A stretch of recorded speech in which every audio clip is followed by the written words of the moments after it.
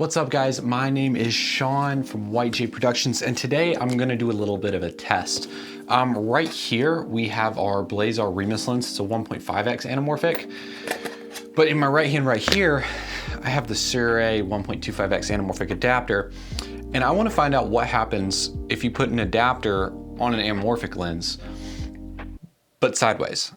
If I take this and place it vertically so it's squeezing like this from the adapter, and then like this from the lens.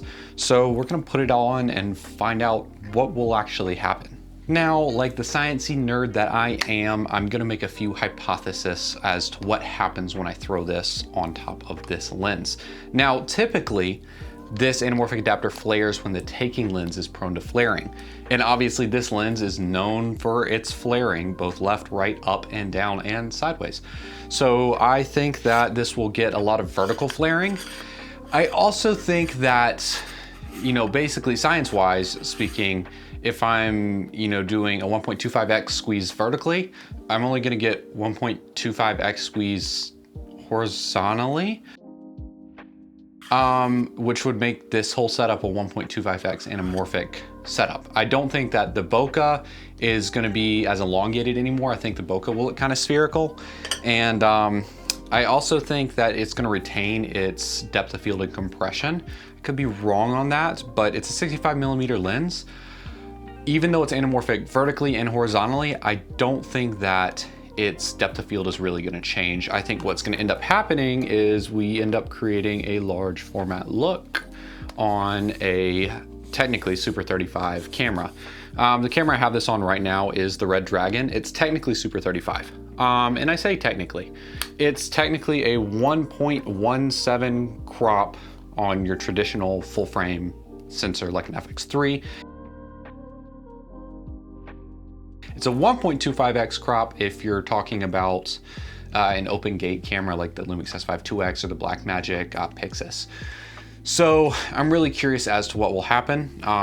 I just mounted that normally, and now I'm lining it up with my arrow on the side. Now we're vertical. Okay, now we have vertical, anamorphic, and horizontal anamorphic. So you can even like see there in the glass, like with those reflections, you're getting both vertical streaks and horizontal streak. I'm gonna go ahead and put a battery into the monitor. Let's see here.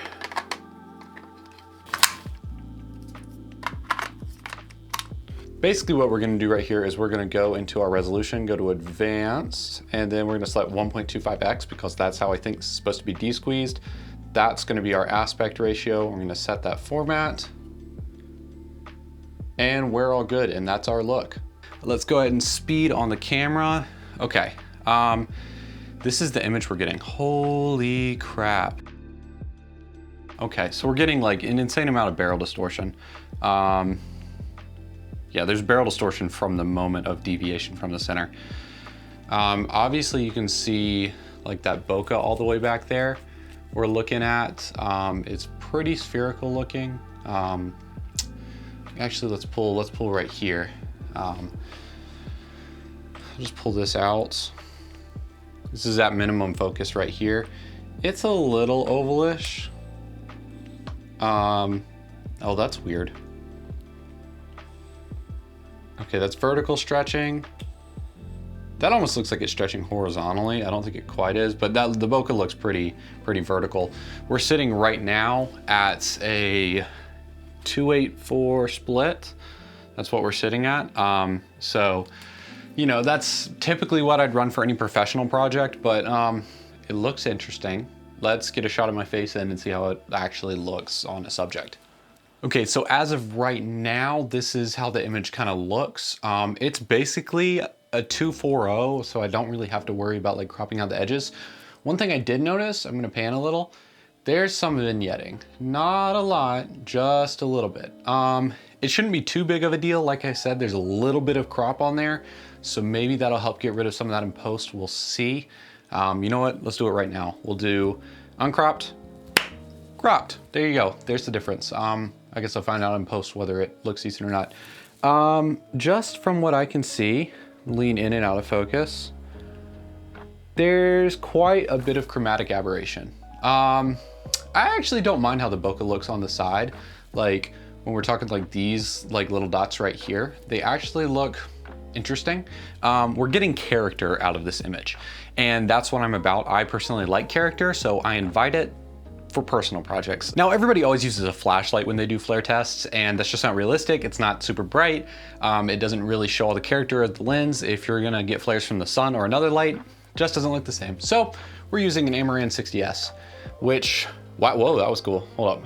Oh, okay, so it looks like when we do flares, the sides of the anamorphic adapter seem to flare up, which is really cool. That blue streak you're seeing right there, going vertically, obviously, that's from the anamorphic adapter. Obviously the amber flare is that's from the Blazar Remus lens. So are those, like any of the blue bubbles you're seeing, that's very much the anamorphic adapter. Any of like the red or amber stuff from the Remus, which is to be expected. I was a little bit curious about that. I didn't say that in like my hypothesis, I suppose, of what color would the flares be. I suppose they're both. The vertical ones, I was thinking maybe the horizontal ones would be neutral or blue maybe, because, you know, this is a blue flare adapter, but then also in my head, I'm going, okay, well, it's vertical. So obviously that is what happened. The vertical flares are blue. You can see that one right there. I'll very carefully, oh, we're getting those doubles. That looks great. We're getting those flares on the side, which I actually really love. And then obviously the horizontal ones, there we go right there. I love that breakup, that looks nice. The breakup, ooh, I think the breakup is genuinely better with the adapter. So like, you know, if we get like a nice top flare, doing a panning motion or something, that's something you could get. I'm gonna go outside and get some B-roll, hoping it's not like drizzling outside. Let me check. Currently it's not raining. It was pouring earlier, so I've been inside all day, but now I'm gonna go outside, get some B-roll, and throw that up on the screen for y'all to see if I haven't been throwing that up throughout the video.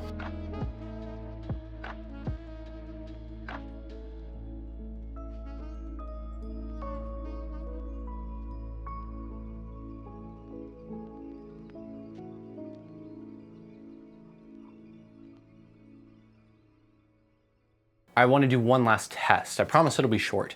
Basically, I want to find out, does the depth of field on this change? And does the height and width essentially give you a different lens at a different focal length? And if so, what is the multiplier? I would assume it'd be 1.25, but let's do the test and find out, because I'm real darn curious. Okay, so right now for this final test, what I'm gonna do is I'm essentially just gonna focus on this light I have in frame, and then I'm gonna pull focus to the wall right behind it. Basically, this will let us figure out where does the frame change in terms of width and height. I don't think it should change anywhere but the height, but also the depth of field. All right, we're on the S5 now with the adapter and the lens. So there's the wall, and then focusing to the light. We're gonna take the adapter off. Sorry for the nether portal type action. There we go. All right. Don't you love that? It's like taking off glasses. It's actually exactly what's going on. All right, now we have the 60X in focus and the wall. So the wall and the 60X. All right, so I just watched through all the footage and finished editing the video, and I realized there were a lot of things that I had wrong even while I was filming and I thought I was right about. First, I made a huge mistake with the squeeze factor. The squeeze factor for this test was not 1.25x. You don't subtract and add squeeze factors. You multiply and divide squeeze factors. So when you're doing a normal horizontal anamorphic adapter on top of an anamorphic lens, you multiply that. When you do it vertically, you divide, not subtract. So when you're doing 1.5 divided by 1.25x, you get 1.2. And I realized that after editing the entire video, and I had to go back and change the metadata for all of those de-squeeze ratios, but that wasn't too big of a deal. I just noticed during the montage, something just looked a little weird. My face just didn't look right. Luckily I caught that and didn't post the video being wrong, so you guys do get to see what it looks right. But if you recreate this experiment with other kinds of lenses, then just know you have to divide those numbers, not subtract them. And that was just an oversight. I don't even know how I didn't think of that, because I always multiply when I add an adapter on normally, but that's besides the point. Another thing I noticed is the difference between full frame and Super 35. On the Lumix S5, there was a lot of vignetting on the sides, making the differences kind of negligible because you're gonna have to crop anyways. But that definitely gave an interesting different perspective. I don't think there's that much of a difference between the S5 and the Dragon anyways. It's 1.17 crop, so who really cares? But for the people who are looking to maybe recreate this on full frame, just so you know, you will get a little bit more vignetting, but it's nothing you can't crop into in post and kind of fix that anyways. Besides that, there was a lot of differences between the adapter on the Remus and the adapter off the Remus. I did notice that when the adapter was on the Remus, you got less like just visibility on the sides. It was really weird and nothing to do with the vignetting.